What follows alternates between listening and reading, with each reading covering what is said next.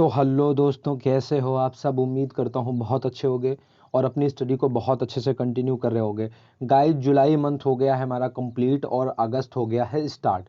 जुलाई माह के जितने भी टॉप करंट अफेयर्स थे उनमें से जितने करंट अफेयर हम कवर नहीं कर पाए थे गाइस, आज वो मैं सारे के सारे करंट अफेयर एक साथ लेकर के आ गया हूँ। तो आज पूरे मंथ की आपको मैं करा देता हूँ प्रैक्टिस, पूरे मंथ का हो जाएगा ओवरव्यू। और इन क्वेश्चंस के साथ में मैं क्या करने वाला हूँ, इनको एक्सप्लेन भी करने वाला हूँ। तो ऐसे में आपको बहुत सारा मजा आने वाला है और आपका नॉलेज बहुत ज़्यादा गेन होने वाला है।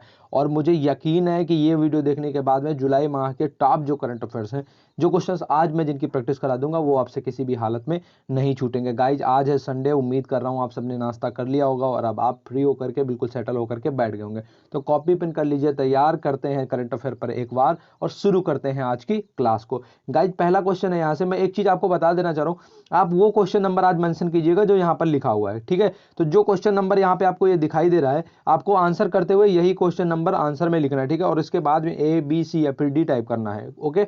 तो good afternoon to all of you and welcome today's class.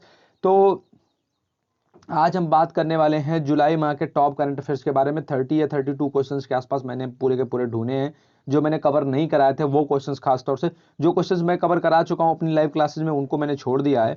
और भी कुछ क्वेश्चंस हैं जिनको जगह नहीं मिल पाई है, उनको फिर कभी कवर कर लेंगे जब ओवरव्यू पूरा हाफ ईयरली करेंगे या 3 महीने का ओवरव्यू करेंगे। पहला क्वेश्चन है कि वो कौन सा आईआईटी है जिसने क्या किया है कि डेटा प्रोसेसिंग और कंप्यूटर साइंस में पहली बार ऑनलाइन डिग्री की शुरुआत की हुई है। आईआईटी कानपुर के लिए ऑप्शन ए लिख दीजिए, आईआईटी दिल्ली के लिए ऑप्शन बी लिख दीजिए, आईआईटी मद्रास के लिए ऑप्शन सी लिख दीजिए, आईआईटी बॉम्बे के लिए ऑप्शन डी लिख दीजिए। तो वो कौन सा आईआईटी है जिसने डेटा प्रोसेसिंग और कंप्यूटर साइंस में पहली बार एक ऑनलाइन डिग्री की शुरुआत की हुई? IIT Kanpur, IIT Delhi, IIT Madras या फिर आईआईटी बॉम्बे। 3 लिख करके ए बी सी या फिर डी टाइप कर दीजिए और मुझे बताइए इस क्वेश्चन का सही आंसर क्या है। वो कौन सा आईआईटी है जिसने डेटा प्रोसेसिंग और कंप्यूटर साइंसेज में पहली बार एक ऑनलाइन डिग्री की शुरुआत की हुई है? IIT Kanpur, IIT Delhi, IIT Madras या फिर आईआईटी बॉम्बे। तो चलिए गाइज, पहले क्वेश्चन का आंसर मैं यहां से आपको बता देता हूं। तो पहले क्वेश्चन का आंसर है ऑप्शन सी, आईआईटी मद्रास। बताता हूं इसका आपको अब एक्सप्लेनेशन। गाइज, आईआईटी जो मद्रास है, इसने 30 जून 2020 को डेटा प्रोसेसिंग और कंप्यूटर साइंस में एक ऑनलाइन डिग्री और डिप्लोमा कोर्स लॉन्च किया हुआ है। ऐसा करने वाला आईआईटी मद्रास दुनिया का पहला शिक्षण संस्थान बन गया। तो ये वर्ल्ड में पहला है। अब हर क्वेश्चन में मैं आपको ये भी बताऊंगा कि मैंने इसे लिया क्यों है। गाइज, जो इनोवेशंस है, आईटी टेक्नोलॉजी है, आईटी मंत्री हमारे रविशंकर प्रसाद जी। तो जो हमारा आईटी से जुड़ी हुई जो चीजें हैं, सूचना प्रौद्योगिकी की जुड़ी हुई चीजें, और जो आईआईटीज काम करते हैं, जो नए इनोवेशंस करते हैं, नए प्रोग्राम्स को लेकर के आते हैं, यूपीएससी और स्टेट पीसीएस इसमें से क्वेश्चन हमेशा पूछता है। ऐसे में ये क्वेश्चन क्षेत्र का इंपॉर्टेंट हो जाता है। तो इस क्वेश्चन को चूज करने का सबसे मेन कारण यही था, ठीक है गाइज। तो जो आईआईटी मद्रास है, दुनिया का पहला ऐसा शिक्षण संस्थान बन गया है। मानव संसाधन विकास मंत्री रमेश पोखरियाल निशंक ने इस ऑनलाइन कोर्स को वीडियो कॉन्फ्रेंसिंग के जरिए लॉन्च किया हुआ है। तो जो हमारे मानव संसाधन विकास मंत्री हैं रमेश पोखरियाल निशंक, इन्होंने ऑनलाइन कोर्स को वीडियो कॉन्फ्रेंसिंग के जरिए लॉन्च किया हुआ है। आईटी मंत्री हैं हमारे रविशंकर प्रसाद, जिन्होंने अभी क्या किया हुआ है, जो G20 देशों के डिजिटल मंत्रियों की बैठक हुई थी उसमें पार्टिसिपेट किया था। और जो हमारा मानव संसाधन विकास मंत्रालय है, इसने 2 प्रोग्राम लॉन्च किए हुए हैं। एक इसका प्रोग्राम है जिसका नाम है मनोदर्पण, और दूसरा एक प्रोग्राम है जिसका नाम है स्टे इन इंडिया और स्टडी इन इंडिया, ठीक है। इसके अलावा जो हमारा यही जो मानव संसाधन विकास मंत्रालय है, इसने अभी हाल ही में जो ऑनलाइन शिक्षा प्रणाली है कोविड-19 के दौरान में, उनमें प्रयासों में किए हुए जो स्टेट्स हैं उनकी एक सूची जारी की है, जिसमें इसने बताया है कि जो मध्य प्रदेश है और जो पश्चिम बंगाल है, इन्होंने सबसे खराब प्रदर्शन किया है उस सूची में। जबकि जो छत्तीसगढ़ है और जो उत्तर प्रदेश राज्य है, इन्होंने बढ़िया प्रदर्शन किया है। 16 मानकों पर इनमें इन्होंने जो है पूरी की पूरी सूची बनाई थी, जिसमें से जो छत्तीसगढ़ था उसने 15 मानकों पर काम किया हुआ था और जो उत्तर प्रदेश था इसने 14 मानकों पर काम किया हुआ था। गाइस, अगला क्वेश्चन देख लेते हैं। देश का पहला कवक पार्क किस राज्य में विकसित किया गया है? आपको बताना है कि जो कंट्री का पहला कवक पार्क है वो कौन से स्टेट में डेवलप किया गया है। राजस्थान में, उत्तर प्रदेश में, कर्नाटक में या फिर उत्तराखंड में देश का पहला कवक पार्क है। तो क्वेश्चन नंबर 4 लिख करके फिर ए बी सी या फिर डी लिख दीजिए कि देश का जो पहला कवक पार्क है वो कौन से स्टेट में डेवलप किया गया है। वो राजस्थान में डेवलप किया गया है, उत्तर प्रदेश में डेवलप किया गया है, कर्नाटक में डेवलप किया गया है या फिर उत्तराखंड में डेवलप किया गया है। देश का पहला कवक पार्क ए बी सी या फिर डी। 4 लिख करके ABCD टाइप कर दीजिए और मुझे बताइए देश का पहला कवक पार्क कौन से स्टेट में डेवलप किया गया है। तो गाइस, चलिए इस क्वेश्चन का भी आंसर अब हम यहां से देख लेते हैं। गाइस, तो जो हमारा देश का पहला कवक पार्क है वो हमारा डेवलप किया गया है उत्तराखंड में। उत्तराखंड के कुमाऊं जिले में जो एक पहाड़ी है, वहां पर मुनस्यारी जो है वो देश का पहला कवक पार्क बन गया है। इससे उत्तराखंड के वन विभाग अनुसंधान प्रकोष्ठ ने क्या किया हुआ, विकसित किया है। और जो कवक है ये लाइकेन का एक प्रकार की ये वनस्पति होती है, या पेड़ों के तनों, दीवारों, चट्टानों और मिट्टी पर पनपती है। तो जो उत्तराखंड है, उत्तराखंड में क्या हुआ है, देश का पहला कवक पार्क विकसित किया गया है। तो क्वेश्चन नंबर जो हमारा 4 था, इसका राइट ऑप्शन है ऑप्शन डी, उत्तराखंड। अगला क्वेश्चन अब देख लेते हैं। हमारा अगला क्वेश्चन है, ई धन किसान ऐप कौन सी बैंक ने लॉन्च किया? तो एक ऐप है जिसका नाम है ई धन किसान ऐप। आप बताइए ये जो ऐप है ये किस बैंक ने लॉन्च किया? आईसीआईसी बैंक ने लॉन्च किया है, एचडीएफसी ने लॉन्च किया है, आईडीबीआई ने लॉन्च किया, या फिर कोटक महिंद्रा ने लॉन्च किया हुआ है? ई किसान ऐप कौन सी बैंक ने लॉन्च किया है? जैसे अभी आपने देखा होगा कि जो 50 लाख से ज्यादा ग्राहकों के लिए पेंशन पोर्टल जो था वो किसने लॉन्च किया हुआ है? लॉन्च किया हुआ है एसबीआई ने। गाइस तो ई धन किसान है, फटाफट आंसर कर दीजिए क्वेश्चन नंबर 6 लेकर के, कि ICICI bank, HDFC bank, IDBI bank या फिर कोटक महिंद्रा बैंक। और अभी हाल ही में हमको ये भी पता चला है कि 6 और जो बैंक हैं उनका सार्वजनिक क्षेत्र के बैंक हैं, उनका क्या हो जाएगा, प्राइवेटाइजेशन कर दिया जाएगा, यानी कि उनका निजीकरण कर दिया जाएगा, और जो सरकारी बैंकों की संख्या वो केवल अब 5 रह जाएगी। तो जो ई किसान धन ऐप है ये लॉन्च किया हुआ है हमारा एचडीएफसी बैंक ने। जो एचडीएफसी बैंक है इसने किसानों की सुविधाओं को ध्यान में रख करके ई किसान धन ऐप को लॉन्च किया है। इसकी मदद से किसान अपने मोबाइल पर कृषि और बैंकिंग से जुड़ी हुई सेवाओं का लाभ उठा सकते हैं। ऐप में किसानों को मंडी के भाव, कृषि से जुड़ी खबरें, मौसम की सूचना, बीज की वैरायटी, एमएसएमएस एडवाइजरी, ई पशुहाट, इसके अलावा किसान टीवी सहित कई उपयोगी सेवाएं दी जा रही हैं। तो जो एचडीएफसी बैंक है जिसने किसानों की सुविधाओं को ध्यान में रख करके ई किसान धन ऐप को लॉन्च किया हुआ है। तो इस क्वेश्चन का हमारा सही आंसर है ऑप्शन बी, एचडीएफसी बैंक। बढ़ते हैं अगले क्वेश्चन की तरफ, देख लेते हैं। अगला क्वेश्चन हमारा क्वेश्चन नंबर 10 है, कौन सा वो व्यक्ति है जिसे पहले पीसी महालनोबिस पुरस्कार से सम्मानित किया गया है? ये पहली बार सम्मानित किया गया है पीसी महालनोबिस जो पुरस्कार है इससे। तो ये पहली बार ये पुरस्कार दिया गया है। आप बताइए इससे किस व्यक्ति को सम्मानित किया गया? रघुराम जी राजन को, जी रंगराजन को, उर्जित पटेल को, या फिर शक्तिकांत दास को? तो 10 लिख करके ABCD टाइप करके मुझे बताइए वो कौन से व्यक्ति हैं जिन्हें पहले पीसी महालनोबिस पुरस्कार से सम्मानित किया गया है? रघुराम जी राजन, सी रंगराजन, उर्जित पटेल या फिर शक्तिकांत दास?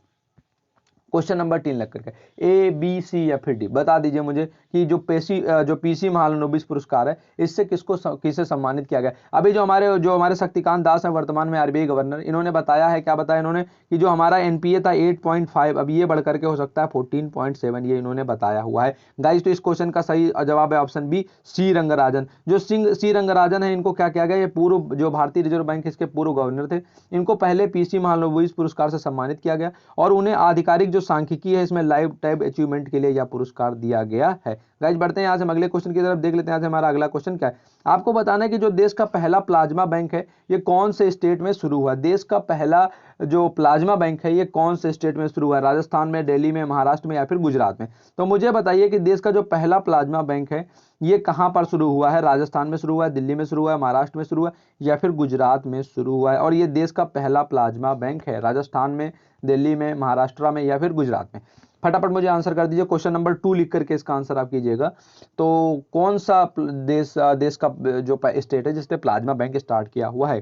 गाइस तो चलिए इस क्वेश्चन का भी हम आंसर देख लेते हैं। इस क्वेश्चन का सही आंसर है ऑप्शन बी, दिल्ली। दिल्ली ने क्या किया हुआ है? देश का पहला प्लाज्मा बैंक को स्टार्ट किया हुआ है। कोरोना वायरस के प्रभावी उपचार के लिए देश का पहला प्लाज्मा बैंक 2 जुलाई 2020 से दिल्ली में शुरू हो गया है। यह प्लाज्मा बैंक दिल्ली के institute of liver and biliary संस्थान यानी कि ILBS में बना हुआ है। मुख्यमंत्री अरविंद केजरीवाल ने 29 जून 2020 को ही घोषणा की थी कि राजधानी में देश का पहला प्लाज्मा बैंक खोला जाएगा। तो इस क्वेश्चन का हमारा सही जवाब है ऑप्शन बी, दिल्ली। दिल्ली में देश का पहला प्लाज्मा बैंक शुरू हुआ है। अगला क्वेश्चन हमारा है कि कौन से स्टेट में स्कूली बच्चों की पढ़ाई को नियमित रखने के लिए सरकार ने हमारा घर हमारा विद्यालय नामक अभियान शुरू किया हुआ है? राजस्थान है, बिहार है, उत्तर प्रदेश है या फिर मध्य प्रदेश है? तो मुझे बताइए क्वेश्चन नंबर 4 लिख करके कि स्कूली बच्चों की पढ़ाई को कोविड-19 पेंडेमिक के दौरान भी रेगुलर बनाकर रखने के लिए, नियमित बनाकर रखने के लिए वो कौन सी स्टेट है जिसने हमारा घर हमारा विद्यालय अभियान शुरू किया हुआ है? वो राजस्थान है, वो उत्तर प्रदेश है, बिहार है या फिर मध्य प्रदेश है? 4 लिख करके ABCD फटाफट टाइप करके मुझे बताइए इस क्वेश्चन का सही जवाब क्या है।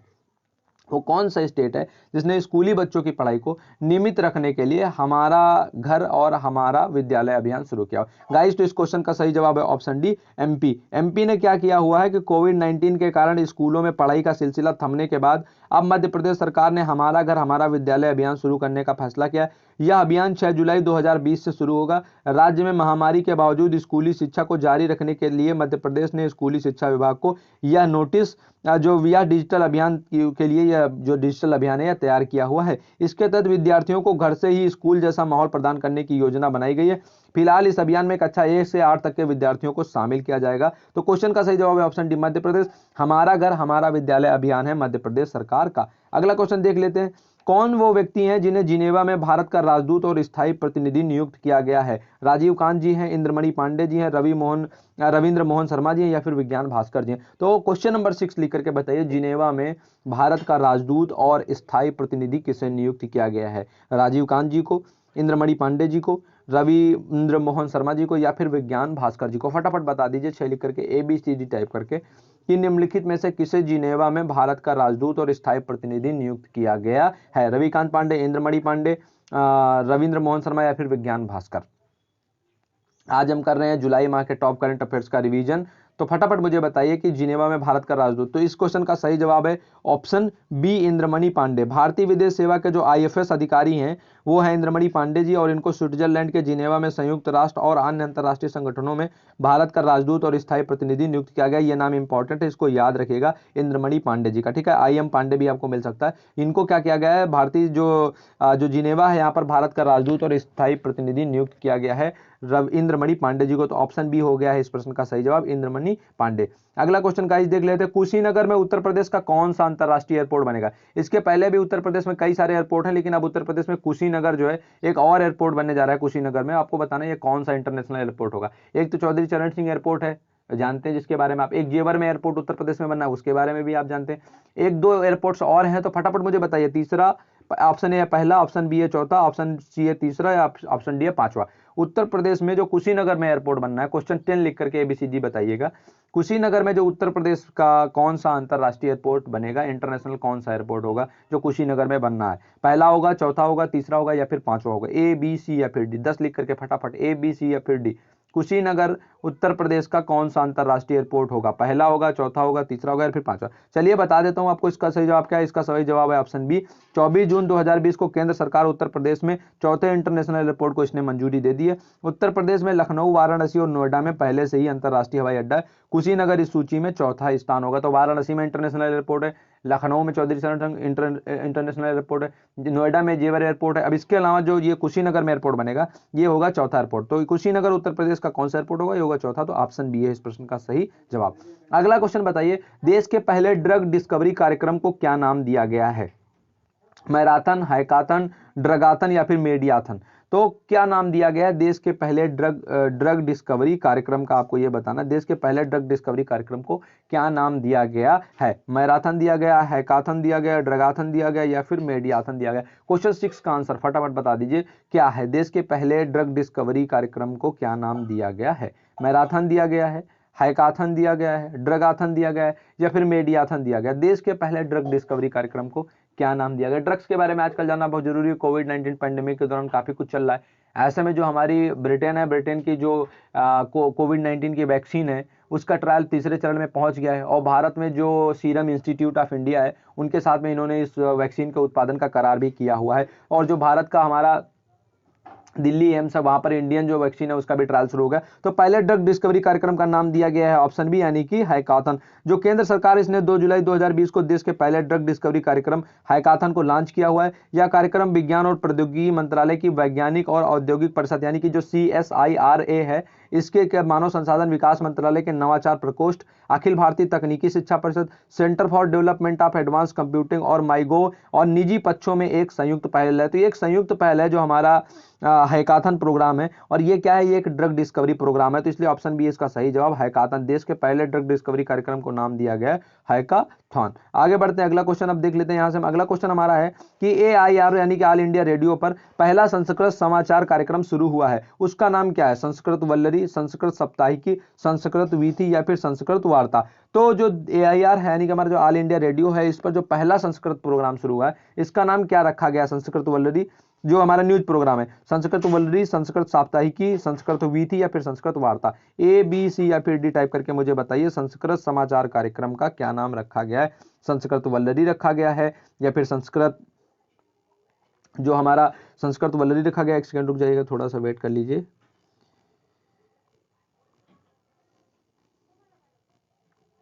तो ये हम क्वेश्चन तक पहुंच गए। AIR पर जो संस्कृत समाचार कार्यक्रम शुरू हुआ है, इसका नाम क्या रखा गया? संस्कृत वल्लरी, संस्कृत साप्ताहिकी, संस्कृत वीथी या फिर संस्कृत वार्ता। गाइस चलिए इस क्वेश्चन का सही जवाब देख लेते हैं। इस क्वेश्चन का सही जवाब है option B, Sanskrit Saptahiki. All India Radio ने संस्कृत साप्ताहिकी के नाम से नया समाचार कार्यक्रम शुरू किया हुआ है। इसका प्रसारण 4 जुलाई 2020 से शुरू किया जाएगा, जिसे ऑल इंडिया रेडियो के FM न्यूज चैनल पर सुना जा सकता है। इसका जो प्रसारण है हर शनिवार को किया जाएगा और रविवार को भी इसका पुनर्प्रसारण होगा। यह 20 मिनट का समाचार कार्यक्रम होगा, जिसमें सप्ताह भर की प्रमुख खबरों, घटनाओं आदि को शामिल किया जाएगा। तो ऑप्शन बी इस प्रश्न का सही जवाब। AIR पर जो पहला संस्कृत समाचार कार्यक्रम आएगा, ये आएगा संस्कृत साप्ताहिकी के नाम से। सैटरडे और संडे को आएगा। संडे होगा इसका जो रिपीट टेलीकास्ट, तो सैटरडे को आएगा नया कार्यक्रम। अगला क्वेश्चन मोस्ट इंपॉर्टेंट है। कोविड-19 बचाव के लिए हाल ही में किस IT शोधकर्ताओं ने यूनिस्वायर बॉक्स जो है उसको डेवलप किया हुआ, विकसित किया हुआ? IIT कानपुर ने, IIT दिल्ली ने, IIT जोधपुर ने या फिर IIT रुड़की ने। कोविड-19 बचाव से लिए किस IIT शोधकर्ताओं ने यूनिसेवर बॉक्स जो है उसको क्या किया हुआ है, विकसित किया हुआ है? फटाफट बता दीजिए इसका सही जवाब क्या है। IIT Kanpur, IIT Delhi, IIT Jodhpur या फिर IIT रुड़की को क्वेश्चन नंबर 4 लिख करके बताइए।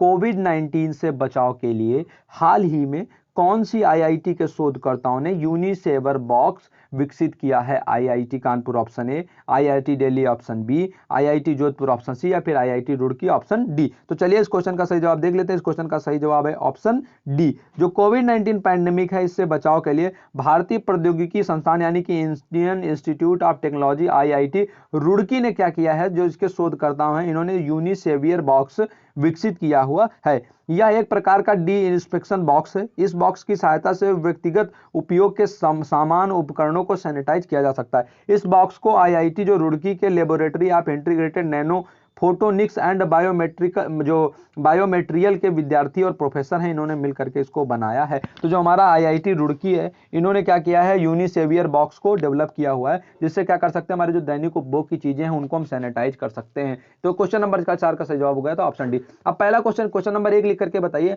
भारत की सहायता से नेपाल में बने संस्कृत विद्यालय का क्या नाम है? श्री सप्तमयी गुरुकुल संस्कृत महाविद्यालय, विद्या भारती संस्कृत विद्यालय, संदीपनी संस्कृत विद्यालय या श्री विद्या गुरुकुल संस्कृत विद्यालय। भारत की सहायता से नेपाल में बने संस्कृत विद्यालय का क्या नाम है? ऑप्शन ए श्री सप्तमयी गुरुकुल संस्कृत विद्यालय, ऑप्शन बी विद्या भारती संस्कृत विद्यालय, ऑप्शन सी संदीपनी संस्कृत विद्यालय या फिर ऑप्शन डी श्री विद्या गुरुकुल संस्कृत विद्यालय। चलिए गाइस, तो यहां से हम इस क्वेश्चन का भी सही जवाब देख लेते हैं। भारत की सहायता से नेपाल में बना जो संस्कृत विद्यालय है, इसका नाम है, क्या नाम है इसका नाम है? इसका नाम है ऑप्शन ए श्री सप्तमयी गुरुकुल संस्कृत विद्यालय। तो जो श्री सप्तमयी संस्कृत गुरुकुल विद्यालय है, वेदों और आधुनिक शिक्षा पद्धति के अध्ययन के लिए नेपाल में जो इलम जिला है, वहां पर संस्कृत विद्यालय नाम से श्री सप्तमयी गुरुकुल संस्कृत विद्यालय को शुरू किया गया है। इसके नवनिर्मित 4 मंजिला भवन का उद्घाटन 6 जुलाई 2020 को हुआ था। इस विद्यालय के निर्माण के लिए भारत सरकार ने 1.94 करोड़ रुपए के जो आर्थिक सहायता है वो नेपाल को दी हुई थी। तो नेपाल में जो संस्कृत विद्यालय बना है वो भारत की मदद से बना, नाम है उसका श्री सप्तमयी गुरुकुल संस्कृत विद्यालय। भूमिहीन किसानों को ऋण देने के लिए ओडिशा सरकार द्वारा कौन सी योजना है जो लॉन्च की गई है, आपको ये बताना है। जो भूमिहीन किसान है, जिनके पास भूमि बिल्कुल भी नहीं है, उन किसानों को ऋण देने के लिए ओडिशा गवर्नमेंट ने एक योजना की शुरुआत की हुई। आपको बताना है उस योजना का नाम क्या है। ऑप्शन ए खेतिहर योजना, ऑप्शन बी बलराम योजना, ऑप्शन सी कृषक योजना या फिर ऑप्शन डी है कृषि विकास योजना। तो 2 लिख करके ABCD टाइप करके मुझे बताइए, भूमिहीन किसानों को ऋण देने के लिए ओडिशा सरकार द्वारा कौन सी योजना लॉन्च की गई है? खेतिहर योजना लॉन्च की गई है, बलराम योजना लॉन्च की गई है, कृषक कल्याण योजना लॉन्च की गई या फिर कृषि विकास योजना लॉन्च की गई है? 2 लिख करके A, B, C या फिर डी। भूमिहीन किसानों को ऋण देने के लिए ओडिशा की गवर्नमेंट की द्वारा कौन सी योजना शुरू की गई है? ऑप्शन ए खेतिहर योजना, ऑप्शन बी बलराम योजना, ऑप्शन सी कृषक कल्याण योजना या फिर ऑप्शन डी कृषि विकास योजना। फटाफट आंसर करके बताइए क्वेश्चन नंबर 2 लिख करके। खेतिहर योजना, बलराम योजना, कृषक योजना या फिर कृषि विकास योजना। इस क्वेश्चन का सही जवाब है भूमिहीन किसानों को ऋण देने के लिए ओडिशा की सरकार ने बलराम योजना लॉन्च की हुई है। ऑप्शन बी है सही जवाब, भूमिहीन किसानों को कृषि ऋण देने के लिए ओडिशा सरकार ने बलराम योजना शुरू की है। इसके तहत कोविड-19 महामारी के कारण मुश्किलों का सामना कर रहे करीब 7 लाख भूमिहीन किसानों को 1040 करोड़ रुपए का कर्ज दिया जाएगा। ओडिशा सरकार ने 3 जुलाई 2020 को इसकी घोषणा की हुई है। तो ऑप्शन बी है सही जवाब, बलराम योजना भूमिहीन किसानों को ऋण देने के लिए ओडिशा सरकार की ये योजना है। बढ़ते हैं अगले क्वेश्चन की तरफ। अब आपको बताना है 100% घरों में गैस कनेक्शन देने वाला देश का पहला राज्य कौन सा है। मोस्ट इंपॉर्टेंट क्वेश्चन, याद रखिएगा। 100% गैस कनेक्शन इसने उपलब्ध करा दिए हैं अपने पूरे राज्य में। बताइए कौन सा राज्य है, उत्तर प्रदेश है, मध्य प्रदेश है, हिमाचल है या फिर आंध्र प्रदेश है। 3 लिख करके ABCD टाइप करके बताइए, उत्तर प्रदेश, मध्य प्रदेश, हिमाचल प्रदेश या फिर आंध्र प्रदेश। 100% घरों में गैस कनेक्शन देने वाला देश का पहला राज्य कौन सा है। वो उत्तर प्रदेश है, मध्य प्रदेश है, हिमाचल प्रदेश है या फिर आंध्र प्रदेश है। 100% गैस कनेक्शन जिसने अपने यहाँ पर उपलब्ध करा दिया है। अब वहां पर जो है गैस सिलेंडर की कोई जरूरत नहीं, 100% गैस कनेक्शन उसने उपलब्ध कराया है। और 100% गैस कनेक्शन जो है ये उपलब्ध कराने वाला कौन सा देश का पहला राज्य है, ये हमारा हो गया हिमाचल प्रदेश यानी कि HP। हिमाचल प्रदेश जो है ये क्या है, इसने 100% लोगों को क्या कर दिया है, गैस कनेक्शन जो है LPG कनेक्शन उपलब्ध करा दिया है। हिमाचल प्रदेश के मुख्यमंत्री जयराम ठाकुर ने 6 जुलाई 2020 को इसकी घोषणा की हुई है। हमने 100% गैस कनेक्शन जो है LPG कनेक्शन है वो उपलब्ध करा दिए हैं। तो एशिया, अब यहाँ पर चूल्हे जलाने की कोई जरूरत नहीं रह गई है। एशिया का सबसे बड़ा जो सौर ऊर्जा संयंत्र है ये कहाँ पर स्थापित किया गया, ये तो आपको याद होगा, मोदी जी ने भी किया हुआ था। तो फटाफट मुझे बता दीजिए, मध्य प्रदेश के रीवा डिस्ट्रिक्ट में, राजस्थान के जोधपुर डिस्ट्रिक्ट में, उत्तर प्रदेश के कासगंज डिस्ट्रिक्ट में या फिर बिहार के भागलपुर डिस्ट्रिक्ट में। 5 लिख करके ABCD टाइप करके बताइए, एशिया का सबसे बड़ा जो सौर ऊर्जा संयंत्र है ये कहाँ पर स्थापित किया गया। मध्य प्रदेश के रीवा जिले में, राजस्थान के जोधपुर जिले में, उत्तर प्रदेश के कासगंज जिले में या फिर बिहार के भागलपुर जिले में। तो गाइस जो एशिया का सबसे बड़ा सौर ऊर्जा संयंत्र है आपको ये बताना है। फटाफट क्वेश्चन नंबर 5 लिख करके ABCD टाइप करके मुझे बताइए इस क्वेश्चन का सही जवाब क्या है। जो एशिया का सबसे बड़ा सौर ऊर्जा संयंत्र, दुनिया की बात चले तो UAE ने स्थापित किया। UAE ने मंगल मिशन भी लॉन्च किया जिसका नाम इन्होंने रखा है होप। तियानवेन फर्स्ट है चीन के मंगल मिशन का नाम, और अमेरिका ने भी एक जो अपना रोवर है उसको लॉन्च किया हुआ है। ठीक है, तो एशिया का जो सबसे बड़ा सौर ऊर्जा संयंत्र है दोस्तों, इसका सही जवाब है मध्य प्रदेश के रीवा जिले में। प्रधानमंत्री नरेंद्र मोदी जी ने इसका उद्घाटन किया था। मध्य प्रदेश के रीवा जिले के गुड़ में एशिया का सबसे बड़ा जो सौर ऊर्जा संयंत्र स्थापित किया गया, इसका उद्घाटन भारतीय प्रधानमंत्री नरेंद्र मोदी जी ने किया था। यह 750 मेगावाट का अल्ट्रा मेगा सौर ऊर्जा संयंत्र है। रीवा से 25 किलोमीटर दूर है, 1590 एकड़ में स्थापित है। इस सौर ऊर्जा प्लांट की कुल क्षमता 750 मेगावाट है। ये फैक्ट भी याद रखिएगा, इंपॉर्टेंट है, UPSC पूछेगा। यह सोलर प्लांट MP ऊर्जा विकास निगम लिमिटेड और भारत सौर ऊर्जा निगम लिमिटेड के साझा प्रयास से बना। ये फैक्ट भी याद रखिएगा, ये भी दोनों फैक्ट आएंगे जब भी क्वेश्चन आएगा। अगर ये क्वेश्चन आया, ये दोनों फैक्ट आएंगे, एक इसकी क्षमता से और एक किसके साथ मिलकर के बनाया गया। तो जो ऊर्जा विकास निगम लिमिटेड है और जो भारत का सौर ऊर्जा निगम है, दोनों ने मिलकर के बनाया। तो क्वेश्चन ए जो 5 था, इसका सही जवाब है ऑप्शन ए, मध्य प्रदेश का रीवा जिला एशिया का सबसे बड़ा सौर ऊर्जा संयंत्र यहाँ पर स्थापित किया गया है। अगला बताइए, दुनिया का जो सबसे बड़ा कोविड-19 हॉस्पिटल है ये कहां पर बनाया गया, मुंबई, दिल्ली, चेन्नई या फिर कोलकाता। फटाफट बता दीजिए, दुनिया का जो सबसे बड़ा कोविड-19 हॉस्पिटल है ये कहां पर बनाया गया है। जो दुनिया का सबसे बड़ा कोविड हॉस्पिटल, दुनिया का सबसे बड़ा है, सिर्फ भारत की बात नहीं है, दुनिया का सबसे बड़ा कोविड-19 हॉस्पिटल है, बनाया कहां पर गया, मुंबई में बनाया गया, दिल्ली में बनाया गया, चेन्नई में बनाया गया या फिर कोलकाता में बनाया गया है। तो गाइस चलिए इस क्वेश्चन का भी हम यहाँ से सही आंसर देख लेते हैं। तो इस क्वेश्चन का सही आंसर क्या है, इस क्वेश्चन का सही आंसर है ऑप्शन, इसका सही जवाब है दिल्ली। दिल्ली में क्या किया गया है कि जो दुनिया का सबसे बड़ा कोविड-19 हॉस्पिटल है ये बनाया गया है, कहां पर, दिल्ली में। तो इस प्रश्न का सही जवाब है ऑप्शन बी, दिल्ली। दिल्ली में क्या हुआ है, दुनिया का सबसे बड़ा कोविड-19 हॉस्पिटल डेवलप किया गया है। अगले क्वेश्चन की तरफ यहां से हम बढ़ते हैं। दिल्ली में बनाया गया Sardar Patel Covid care centre जो है, ये अस्पताल दुनिया का सबसे बड़ा कोविड हॉस्पिटल है। इसमें 10,000 से ज्यादा बेड है। यह दक्षिणी दिल्ली के छतरपुर क्षेत्र में स्थित है। इसका उद्घाटन 5 जुलाई 2020 को किया गया था। तो दिल्ली में दुनिया का सबसे बड़ा कोविड-19 हॉस्पिटल है IFSCA। ठीक है, अब बताइए इसका पहला चेयरमैन किसे नियुक्त किया गया। ये भी एक नई बनाई गई संस्था है। तो आप बताइए इसलिए कि इसका जो पहला चेयरमैन है ये किसे नियुक्त किया गया, जो सनुज कुलश्रेष्ठ है इनको, इंजेती श्रीनिवास है इनको, S श्रीनिवास इनको या फिर विशाल राजन को। IFSCA फटाफट बता दीजिए। तो IFSC का जो पहला चेयरमैन है ये किसको नियुक्त किया गया, IFSCA का चेयरमैन पहला किसको नियुक्त किया गया। इसका क्वेश्चन का आंसर मैं आपको बता देता हूं। जो हमारा है अंतरराष्ट्रीय वित्तीय सेवा केंद्र, यानी कि हमारा international financial service centre authority है IFSCA, इसका इंजेती श्रीवास्तव को इसका पहला अध्यक्ष बनाया गया और ये एक नवगठित अंतरराष्ट्रीय वित्तीय सेवा प्राधिकरण है। तो इसके पहले अध्यक्ष है इंजेती श्रीवास्तव। ये इंपॉर्टेंट इसलिए हो गया क्योंकि ये भी एक नवगठित अंतरराष्ट्रीय वित्तीय सेवा संस्था है। इसका फुल फॉर्म होता है एफएससीए का, international financial service centre authority. ठीक है, तो इंजेती श्रीनिवास जो है, इसीलिए ऑप्शन बी है इंजेती श्रीनिवास इसका सही जवाब। आईएफएससीए के पहले चेयरमैन होंगी इंजेती श्रीनिवास। ठीक है, अगले क्वेश्चन की तरफ बढ़ते हैं। भारतीय रेलवे ने कौन से वर्ष तक नेट जीरो कार्बन एमिशन का लक्ष्य रखा हुआ है? 2025, 2030, 2035 या फिर 2040? तो नेट जीरो कार्बन इमिशन है, इसका लक्ष्य कब तक के लिए तय किया गया है? ये तब क्या होगा कि भारतीय रेलवे जो होगा ये पूरी तरीके से कार्बन उत्पादन शून्य कर देगा अपना 2025, 2030, 35 या फिर 40। इसके बारे में मैंने आपको इन डिटेल चीजों को बताया भी हुआ भी था। भारतीय रेलवे जो है ये कौन से वर्ष तक क्या करेगा कि जो कार्बन इमिशन है इसको क्या कर देगा, पूरी तरीके से शून्य कर देगा, जीरो कर देगा। यानी कि अब जो होगा क्या होगा फिर यहाँ पर कि जरा सा भी जो होगा कार्बन का जो इमिशन है वो नहीं होगा। तो फटाफट मुझे बताइए कि जो हमारा रेल मंत्रालय है इसने कहा है कि ये कब तक जो है ये कर देंगे, जीरो कर देंगे, कार्बन इमिशन को जीरो कर देंगे, 2025 तक, 2030 तक, 35 तक या फिर 40 तक? फटाफट बताइए। चलिए इस क्वेश्चन का आंसर देख लेते हैं। ऑप्शन बी है इस प्रश्न का सही जवाब, 2030। भारतीय रेलवे अपनी खाली पड़ी जमीनों पर सोलर पावर प्लांट लगाएगा और रेलवे ने साल 2030 तक नेट जीरो कार्बन इमिशन मास ट्रांसपोर्टेशन नेटवर्क बनाने का लक्ष्य रखा हुआ है। इसके लिए रेलवे ने अपनी जमीनों पर सोलर प्लांट लगाने के टेंडर भी शुरू कर दिए हैं। ठीक है, पायलट प्रोजेक्ट मध्य प्रदेश में शुरू हो गया है। इस सौर ऊर्जा से कई रेलवे स्टेशनों की बिजली की जरूरतों को पूरा किया जाएगा। भारतीय रेलवे विश्व की पहली ऐसी रेल ट्रांसपोर्टेशन संस्था होगी जो अपनी जरूरतें, ऊर्जा की जरूरतें स्वयं पूरी कर लेगी। तो ऑप्शन बी है सही जवाब, 2030 तक भारतीय जो रेलवे है उसने लक्ष्य रखा है नेट जीरो कार्बन का। अगले क्वेश्चन की तरफ बढ़ते हैं। कौन सा स्टेट है जिसने देहिंग पटकाई वन्यजीव अभ्यारण्य को राष्ट्रीय उद्यान के रूप में विकसित करने का निर्णय लिया हुआ है? नौ लिख करके एबीसीडी टाइप करके बताइए। देहिंग पटकाई वन्यजीव अभ्यारण्य को राष्ट्रीय उद्यान के रूप में डेवलप करने का डिसीजन किसने लिया है? असम ने, पंजाब ने, कर्नाटक ने या फिर तमिलनाडु ने? तो 9 लिख करके एबीसीडी टाइप करके मुझे बताइए वह राज्य जिसने देहिंग पटकाई वन्यजीव अभ्यारण्य को राष्ट्रीय उद्यान के रूप में डेवलप करने का डिसीजन लिया हुआ है। असम ने, पंजाब ने, कर्नाटक ने या फिर तमिलनाडु ने? तो गाइस चलिए इस क्वेश्चन का भी हम यहाँ से सही जवाब देख लेते हैं। जो देहिंग पटकाई हमारा वन्यजीव अभ्यारण्य है इसको राष्ट्रीय उद्यान के रूप में विकसित करने का डिसीजन लिया हुआ है असम ने। असम ने क्या कहा है कि देहिंग पटकाई जो अभ्यारण्य है इसको हम राष्ट्रीय उद्यान के रूप में डेवलप करेंगे। देहिंग पटकाई वन्यजीव अभ्यारण्य का क्षेत्रफल 111.942 यानी कि जो हमारा 111.942 वर्ग किलोमीटर है, ये है देहिंग पटकाई एलिफेंट रिजर्व की परिधि के अंतर्गत स्थित है। इसके अलावा जो हम असम की बात करेंगे तो काजीरंगा, मानस, नामेरी और ओरांग ये हैं टाइगर रिजर्व।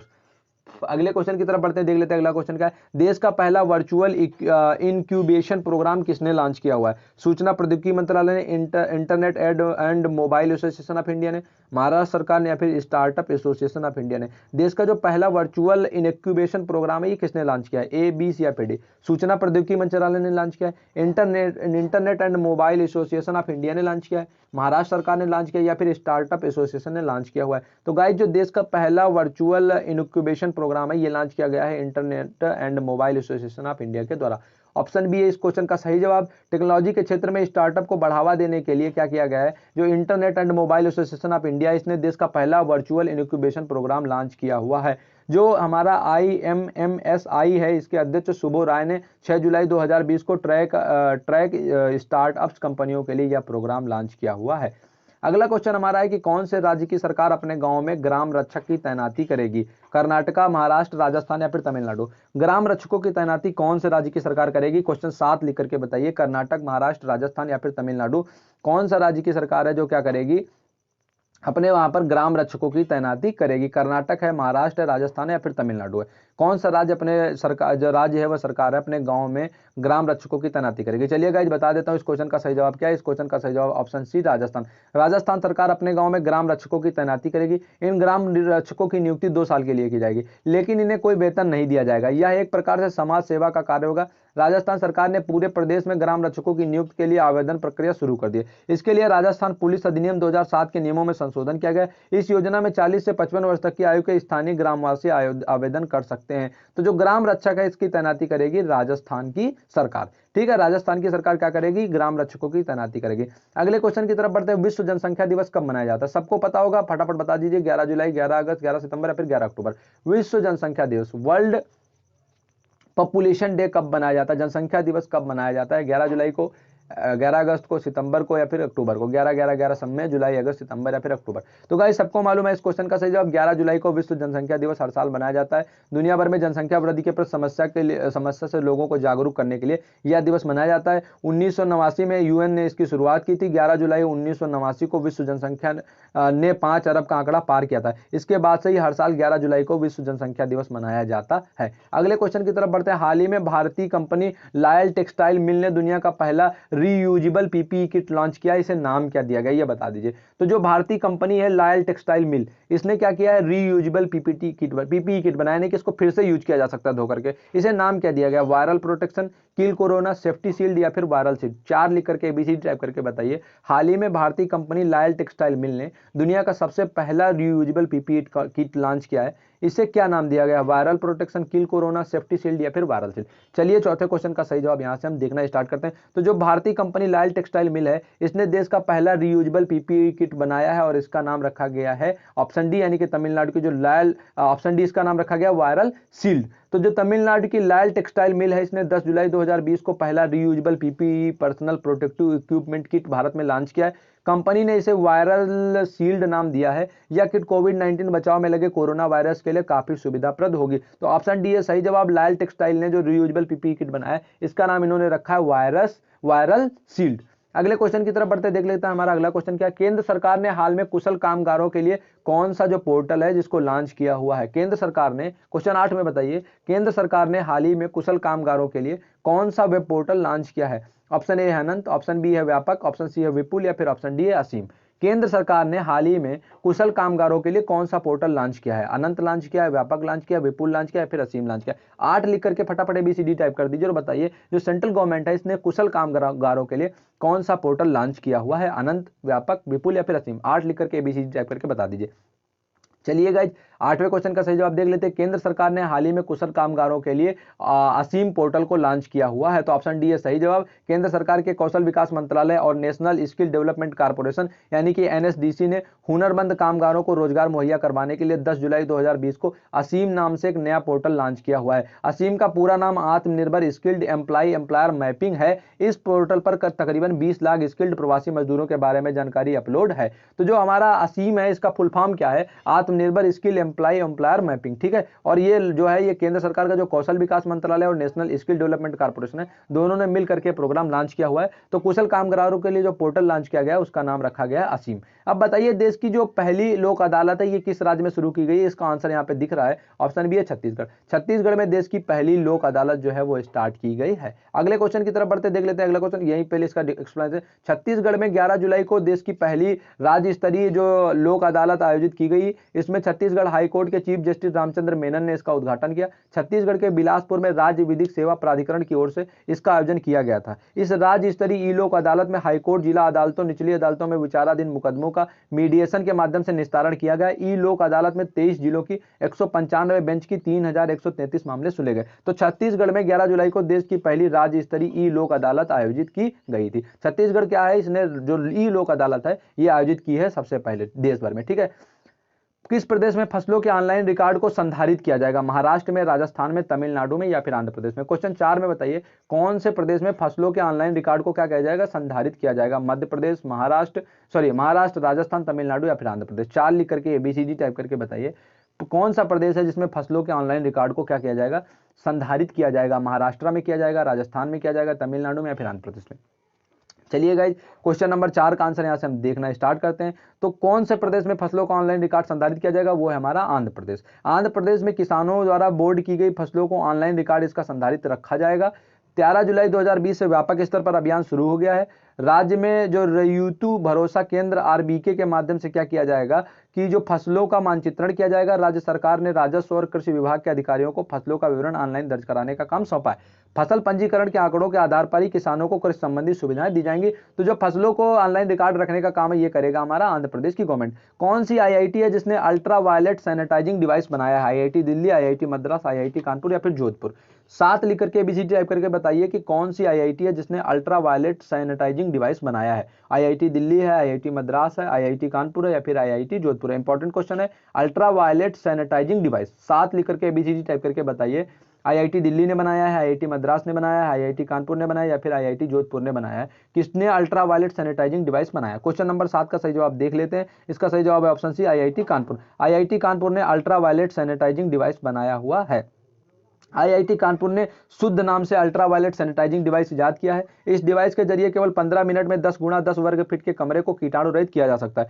शुद्ध स्मार्टफोन के द्वारा इसे संचालित किया जा सकता है। इसमें 6 यूवी लाइट लगी हुई है, प्रत्येक यूवी लाइट 15 वाट की है। इस डिवाइस का उपयोग होटलों, अस्पतालों, माल कार्यालयों और स्कूलों में किया जा सकेगा। तो जो अल्ट्रावायलेट सैनिटाइजिंग डिवाइस है ये बनाई है किसने? बनाई है आईआईटी कानपुर ने। अगले क्वेश्चन की तरफ बढ़ते हैं। बताइए कौन सा शिक्षण संस्थान है जिसने कोविड-19 जांच के लिए सबसे सस्ती टेस्टिंग किट को लॉन्च किया हुआ है? आईआईटी मद्रास है, आईआईटी कानपुर है, आईआईटी जोधपुर है या फिर आईआईटी दिल्ली है? कौन सा शिक्षण संस्थान है जिसने कोविड-19 जांच के लिए सबसे सस्ती टेस्टिंग किट को लॉन्च किया है? आईआईटी मद्रास ने, आईआईटी कानपुर ने, आईआईटी जोधपुर ने या फिर आईआईटी दिल्ली ने? 4 लिख करके एबीसीडी टाइप करके बताइए वो कौन सा शिक्षण संस्थान है जिसने कोविड-19 पैंडेमिक की जांच के लिए सबसे जो सस्ती टेस्टिंग किट है उसको लॉन्च किया हो। चलिए गाइस इस क्वेश्चन का भी आंसर देख लेते हैं। IIT Madras, IIT Kanpur, IIT Jodhpur या फिर दिल्ली? 4 में आपको एबीसीडी आपको बताना था, तो इसका सही जवाब है option D, IIT Delhi. IIT Delhi ने क्या किया हुआ है कि 15 जुलाई 2020 को व्यावसायिक रूप से लॉन्च की गई एक किट लॉन्च की है। यह काफी सस्ती है, इसका नाम कोरोश्योर रखा गया है और इसमें क्या है कि यह किट भारतीय चिकित्सा अनुसंधान परिषद यानी कि जो आईसीसीआईआर है इसने क्या किया है और जो भारतीय दवा महानियंत्रक है इसके द्वारा इसको मान्यता दी गई है। मेक इन इंडिया प्रोग्राम के तहत इस किट की कीमत जो है केवल 399 है। हालांकि बाजार पहुंचने में इसकी कीमत 650 रुपए तक हो जाएगी। इस किट से कोरोना वायरस टेस्ट का रिजल्ट 3 घंटे में ही मिल जाएगा। तो जो सबसे तेज जांच देने वाली किट है, सबसे सस्ती जो टेस्टिंग किट है वो बनाई है आईआईटी दिल्ली ने।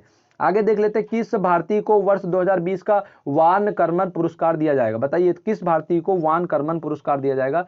पी उडप्पी रामचंद्र राव को ऑप्शन ए, के सिवान को option B, doctor Krishnaswamy कस्तूरी रंगन को ऑप्शन सी या फिर केटीएस तुलसी को ऑप्शन डी? किस भारतीय को वर्ष 2020 का वान कर्मन पुरस्कार दिया जाएगा? Pro उडप्पी Ramachandra Rao, K Sivan option B, doctor Krishnaswamy Kasturirangan option C, KTS Tulsi option D. चलिएगा इस क्वेश्चन का भी सही जवाब हम देख लेते हैं। तो वान कर्मन पुरस्कार दिया जाएगा के सिवान को। के सिवान को क्या किया जाएगा? जो भारतीय हैं ये इनको हमारे अंतर्राष्ट्रीय अनुसंधान संगठन जो इसरो है इसके प्रमुख भी हैं, इनको इंटरनेशनल एकेडमी ऑफ एस्ट्रोनॉटिक आईए का वर्ष 2020 का वान कर्मन पुरस्कार दिया जाएगा। सिवन से पहले प्रो उडप्पी रामचंद्र राव को 2005 में और कृष्णा स्वामी कस्तूरी रंगन को 2007 में वान कर्मन पुरस्कार मिल चुका है। प्रो उडप्पी रामचंद्र राव वान कर्मन पुरस्कार पाने वाले पहले भारतीय व्यक्ति थे। डॉक्टर सिवन को मार्च 2021 में फ्रांस के पेरिस में यह पुरस्कार दिया जाएगा। तो गाइस ये खबर इंपॉर्टेंट है, इसको याद रखिएगा। के सिवन को मिल रहा है, कौन सा पुरस्कार मिल रहा है? इनको मिल रहा है जो वान कर्मन पुरस्कार। ये 2 लोगों को पहले भी मिल चुका है, उडप्पी रामचंद्रन को मिल चुका है और इसके अलावा जो कस्तूरी रंगन इनको भी मिल चुका है। रामचंद्रन पहले ऐसे व्यक्ति थे जिनको वान कर्मन पुरस्कार मिला था भारतीयों में।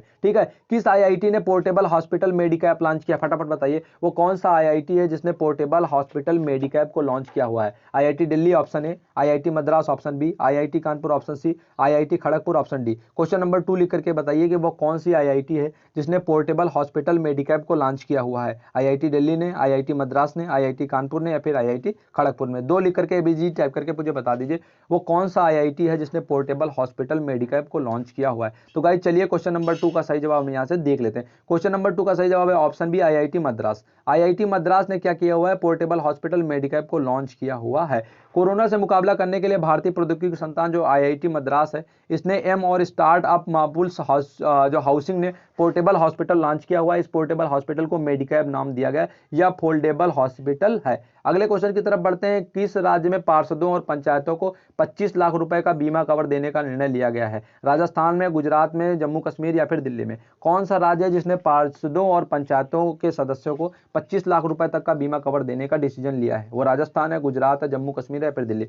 7 लिख करके एबीसीडी टाइप करके बताइए कौन सा स्टेट है जिसने पार्षदों और पंचायतों को 25 लाख रुपए तक का बीमा कवर देने का निर्णय लिया हुआ है? वो राजस्थान है, गुजरात है, जम्मू और कश्मीर है या फिर दिल्ली है? चलिए गाइस जिस क्वेश्चन का भी हम यहाँ से सही जवाब देख लेते हैं। तो जो पार्षदों और पंचायतों को पंचायत सदस्यों को 25 लाख रुपए तक का बीमा कवर देने का डिसीजन है, ये डिसीजन लिया गया है जम्मू और कश्मीर गवर्नमेंट के द्वारा। तो जम्मू और कश्मीर सरकार क्या करेगी कि पंचायत सदस्यों को 25 लाख रुपए तक का बीमा कवर देगी। जम्मू कश्मीर सरकार ने 18 जुलाई 2020 को शहरी स्थानीय निकायों और पंचायती राज संस्थाओं के सभी सदस्यों निर्वाचित सदस्यों को 25 लाख रुपए के जीवन बीमा कवर की घोषणा की हुई है। जम्मू कश्मीर में जनप्रतिनिधि लंबे समय तक सरकार से सुरक्षा देने की मांग कर रहे थे। जम्मू कश्मीर सरकार अब पंचायत सदस्यों और पार्षदों को 25-25 लाख रुपए का बीमा कवर देगी।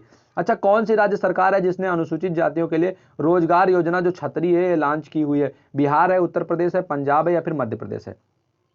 गाइस, जो रोजगार की छतरी योजना है बिहार, उत्तर प्रदेश, पंजाब या फिर मध्य प्रदेश, कौन से राज्य ने लॉन्च की हुई है? क्वेश्चन 10 का आंसर आप बता दीजिए।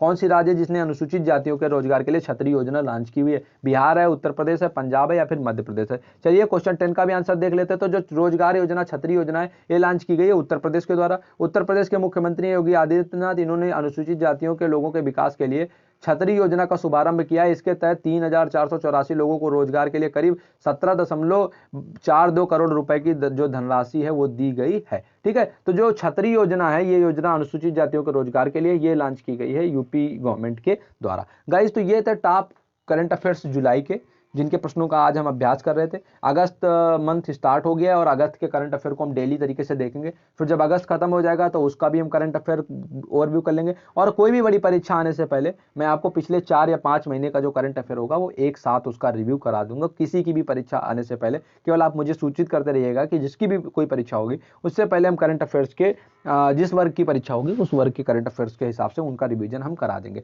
बाकी सारी क्लासेस चल रही हैं, डिस्क्रिप्शन में सारे लिंक ऐड हैं। आज की लाइव क्लास से आप सब लोग जुड़े, आप सबने प्रैक्टिस की, इसके लिए बहुत बहुत आभार और धन्यवाद। अगर आपके कोई सवाल हैं, आपके कोई सुझाव हैं या आप किसी टॉपिक पर चर्चा चाहते हैं तो वो सारी चीज़ों को हमें कमेंट करके बताएं, हम आपकी चीज़ों पर अमल करने की कोशिश करेंगे। तो thank you so much, have a nice day.